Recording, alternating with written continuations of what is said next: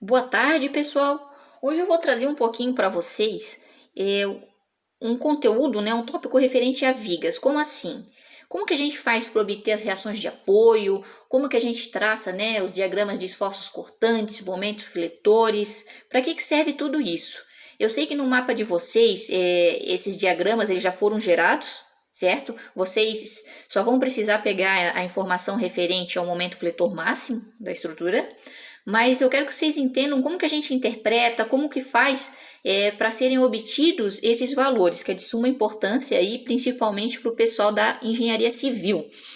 Essa matéria eu estava olhando ali na grade curricular da instituição, vocês vão ter a disciplina, né, de estruturas 1 no início do ano que vem, e aí a gente vai explorar bem mais a fundo essa parte aí de componentes estruturais. Mas vamos lá, gente. Eu peguei do próprio mapa, tá? Vou trazer nesse vídeo a viga 102 e a 105 para a gente ver como que faz as reações de apoio e como que a gente traça, tá? Uma conversa inicial, bem introdutória aí dessa parte. Gente, apresentada a viga ali V102 do mapa de vocês. Ela é uma viga biapoiada, certo? Tem dois apoios nas duas extremidades e ela está submetida a uma carga distribuída. O que é isso? O que quer dizer? É uma carga que está sendo atuada por toda a extensão dessa viga, uma carga de 20,70 kN por metro. O que é isso? Nós temos essa carga, vocês vejam que ela é designada por essa flechinha para baixo, e para a reação dela, né, como reação, se é uma estrutura que ela tem que estar estática, eu tenho que, para dar equilíbrio a ela, eu tenho duas reações de apoio que a gente diz aqui, que a gente pode chamar de RA e de RB.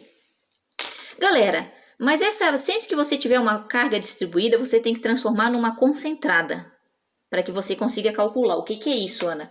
Essa carga distribuída, ela é uma carga que pode ser interpretada aqui para fingir cálculo como uma carga concentrada.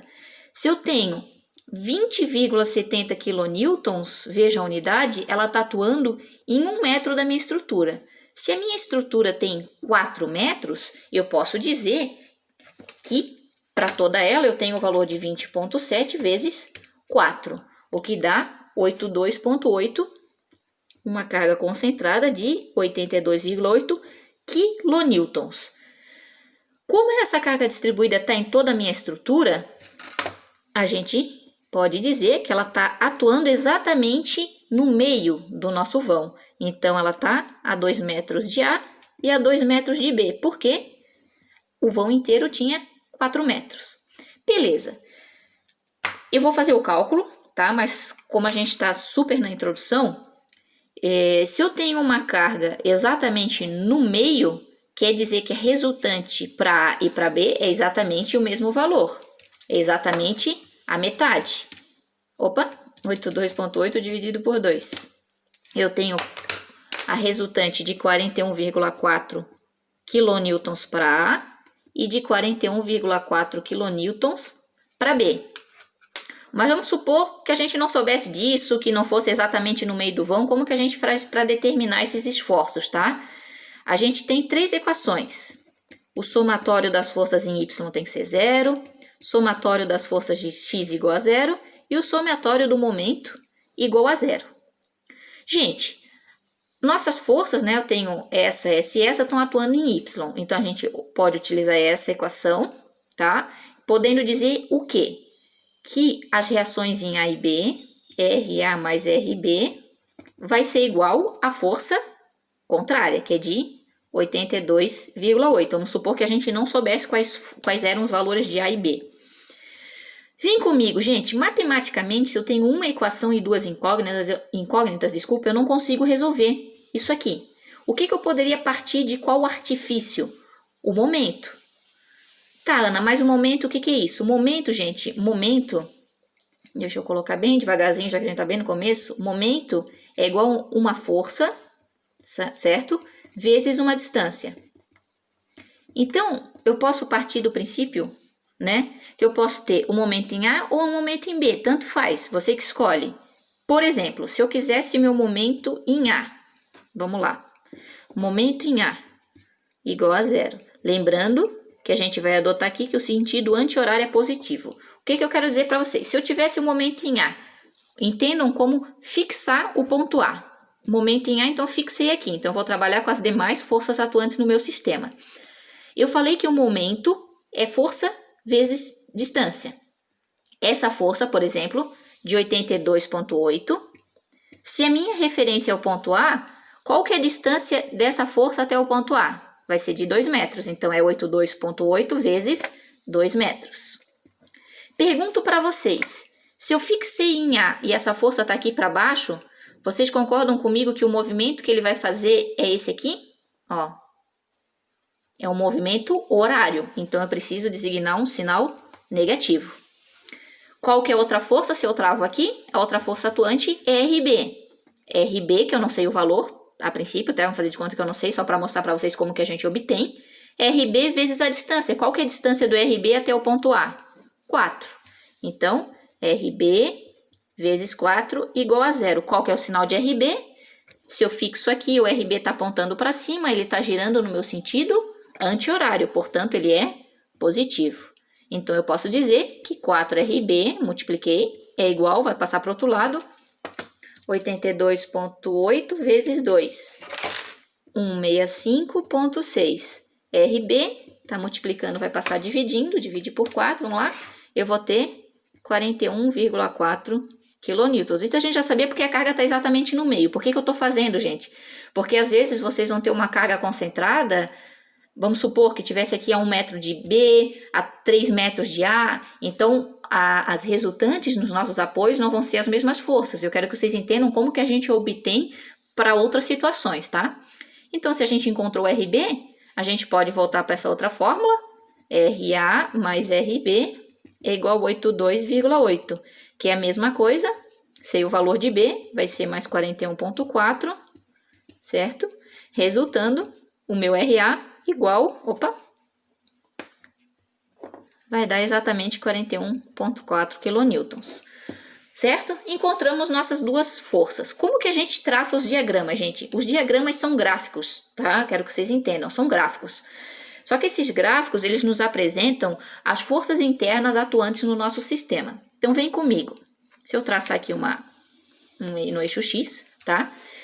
Eu tenho uma viga biapoiada. A RA é 41,4, tá? Vamos pensar aqui como o nosso eixo de referência, nosso eixo X. Então, se RA é 41,4, eu vou subir 41,4, tá? Em diagrama, gente, de esforços cortantes, se eu tenho uma carga distribuída, eu vou representar por triângulo, né? Como que eu vou fazer um triângulo nessa figura? Ele vai ter que descer aqui para formar um triângulo. Eu pergunto para vocês, essa carga distribuída, ela está atuante em toda a minha viga? Está. E qual que era o valor dela que a gente calculou? Ela era 20,70 por metro. Se a nossa viga tem 4 metros, a gente obteve o valor de 82,8. E ela está para baixo. Então, eu tinha o 41,4 do meu apoio. E eu vou descer, né, essa distância toda, que é a carga aplicada, vai ser de 82,8.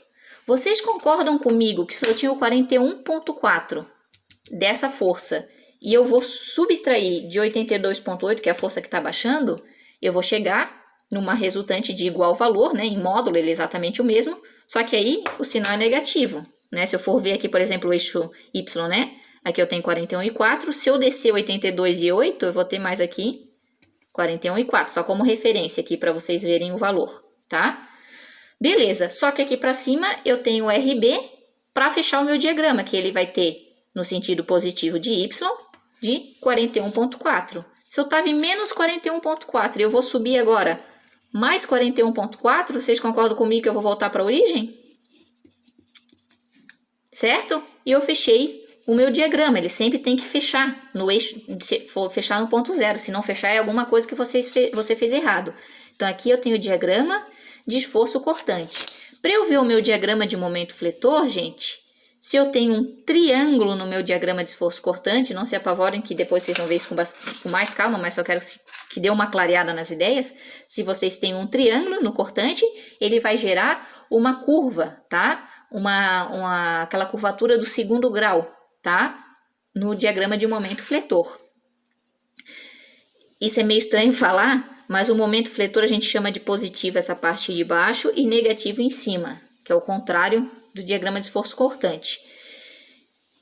Tá? Eu vou ter esse triângulo aqui, então eu vou ter uma curva do segundo grau na parte positiva dele, e ele vai estar encaminhando para a parte negativa até a minha origem. Então eu continuo até fechar o meu gráfico. Como que a gente sabe o valor da nossa extremidade? Aqui, pela área, né, do meu diagrama. Essa área vai ser igual a essa aqui, que vai dar o meu valor máximo. Como que eu tiro a área de um triângulo, gente? Base vezes altura dividido por 2, né? Aqui eu nem precisaria fazer porque vai ser o quê? Minha base vezes minha altura, essa minha distância é de 2, né? Então vai ser 41,4 vezes 2 dividido por 2, que é o mesmo 41,4. Só que diagrama de momento fletor, você vai ter quilonewtons por metro, né? Então, por exemplo, lá no mapa de vocês só vão ter que fazer uso do valor, que já está pronto no gráfico, né? Que isso que vocês vão colocar lá nas continhas, depois a gente vai tratar disso na semana que vem no nosso aulão de revisão. Mas aqui, só para dar uma clareada. Então, como que a gente traça diagrama de esforço cortante e momento fletor? A gente precisa, impreterivelmente, dos nossas resultantes. Sem saber o valor de todas, né, as resultantes que estão atuando no nosso sistema, carga pontual, carga distribuída, a gente não consegue gerar esses gráficos. Então, a gente tem o diagrama de esforço cortante e o diagrama de momento fletor. Só para dar uma clareadinha para vocês. Vídeo seguinte eu vou fazer ali a viga ou qualquer outra que eu quero que vocês vejam, é a 105. Bem importante. Beleza, galera?